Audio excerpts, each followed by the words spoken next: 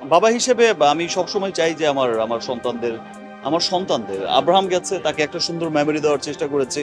সামনে শেহজাদ যাবে, তাকেও একটা সুন্দর মেমোরি দিব ইনশাল্লাহ। জয়কে নিয়ে আমেরিকায় বেশ সময় কাটিয়েছিল, সেটা ভিডিও ওর মা প্রকাশ করেছিল। তখন বাংলাদেশে এসে বলেছিল শেহজাদকে নিয়ে একটা দারুণ মেমোরিজ আমি দেব।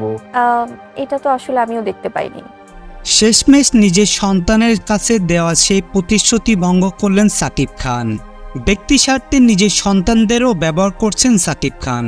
এবার ঠিক এমন একটি ইঙ্গিত দিলেন বুবলি, জানালেন সাকিবের চারিত্রিক বিষয়ের নানা কথা। পর্দায় তিনি একজন মেগা স্টার সাকিব হলেও কিন্তু তার ব্যক্তি জীবন কেমন সেটাই এবার প্রকাশ করলেন শবনম বুবলি। তাই বিস্তারিত জানতে পুরো ভিডিও জুড়ে আমাদের সঙ্গে থাকুন। বুবলি বলেন, সাকিব খান তার প্রথম সন্তান আব্রাহাম খান জয়কে নিয়ে আমেরিকাতে ঘুরতে যান এবং সেখানে বেশ ভালো সময় কাটান দুজনেই।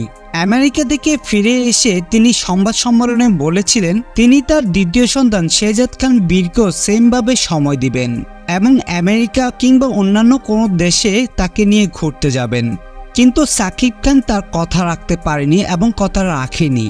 তিনি তার প্রথম সন্তানকে যতটা ভালোবাসে তিনি তার দ্বিতীয় সন্তানকে ততখানি ভালোবাসে না, এমন অভিযোগ করলেন শবনম বুবলি। সাকিব তার প্রথম সন্তান আব্রাহাম খান জয়কে যতটুকু পছন্দ করে আমার মনে হয় শেহজাদ খান বীরকে ততখানি ভালোবাসেন না। যেহেতু সন্তান দুজনই তার, সেহেতু দুটি সন্তানকে ভালোবাসা এবং অধিকার দেওয়া তার দায়িত্ব, এমনটাই জানালেন শবনম ইয়াসমিন বুবলি। ভিউয়ার্স, এই বিষয়ে আপনাদের কোনো মন্তব্য থাকলে সেটি কমেন্ট করে জানাতে ভুলবেন না।